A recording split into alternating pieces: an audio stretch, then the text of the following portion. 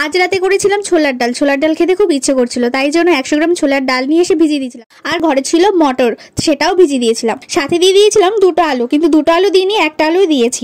এবার এগুলোকে একসাথে সেদ্ধ করে নেব। তার জন্য পরিমাণ মতো জল, নুন, হলুদ আর চিড়ে রাখা কাঁচা লঙ্কা দিয়ে দিয়েছি। মা বলে যে নুন দিলে সেদ্ধ করার সময় তাড়াতাড়ি সেদ্ধ হয়ে যায়, তাই নুনটা দিয়ে দিয়েছি।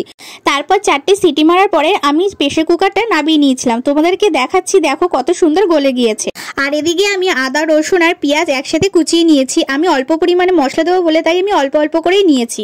তোমরা চাইলে বেশি নিতে পারো। তারপরে কড়াই বসিয়ে দিয়েছি, 2 চামচ ঘি আর তার সাথে সাদা তেল দিয়ে গোটা গরম মশলা আর শুকনো লঙ্কা জিরে দিয়ে ফোড়ন দিয়ে তারপরে একটুখানি নাড়িয়ে চাড়িয়ে নিয়ে পেঁয়াজগুলো ছেড়ে দিয়েছি। তারপরে পেঁয়াজগুলো ভালো করে নাড়িয়ে চাড়িয়ে নিয়েছিলাম। যতক্ষণ না পেঁয়াজগুলো থেকে ব্রাউন কালার আসছিল ততক্ষণ ভালো করে নাড়িয়ে চাড়িয়ে নিয়েছিলাম।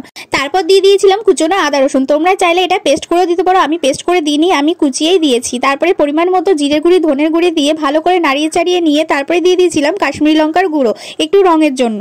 দেখো আমার কিন্তু সব মশলা দেওয়া হয়ে গেছে। তোমরা দেখতে পাচ্ছ আমি কত কম পরিমাণে মশলাগুলো দিয়েছি। যেহেতু আমি একটু মশলাটা একটু কম খাবো বলে ইচ্ছে করছিল আজকে, তাই জন্য আমি মশলার পরিমাণটা কম দিয়েছি। তোমরা চাইলে একটু বেশি পরিমাণে দিয়ে করতে পারো।